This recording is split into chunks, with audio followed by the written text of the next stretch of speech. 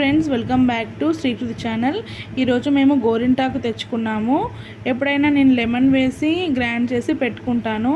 అయితే మా ఫ్రెండ్ వాళ్ళు ఇందులో వేసే ఇంగ్రీడియంట్స్ చాలా వెరైటీగా ఉన్నాయి, చాలా బాగా పండుతుంది అంటున్నారు.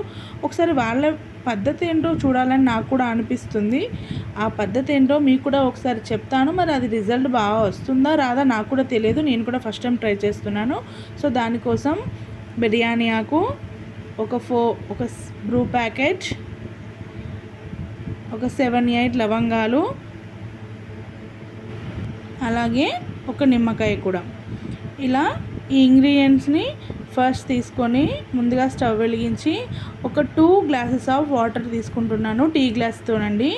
ఈ 2 గ్లాసెస్ ఆఫ్ వాటర్లో మనం తీసుకున్న బిర్యానీ ఆకు, లవంగాలు, అలాగే బ్రూ ప్యాకెట్ కూడా వేస్తున్నాను. బ్రూ అనే కాదు, మీ దగ్గర ఏ కాఫీ పౌడర్ ఉంటే ఆ కాఫీ వేసుకోవచ్చు, లేదు అనుకుంటే టీ పౌడర్ కూడా యాడ్ చేసుకోవచ్చు. వాళ్ళు బ్రూ వేస్తారని నేను కూడా బ్రూ వేస్తున్నాను.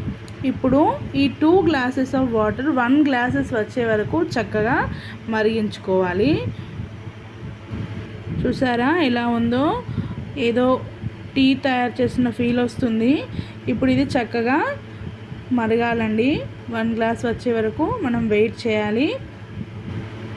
ఇది ఇలా మరిగాక దీన్ని ఒక కప్లోకి స్ట్రెయిన్ చేసేసుకోవాలి.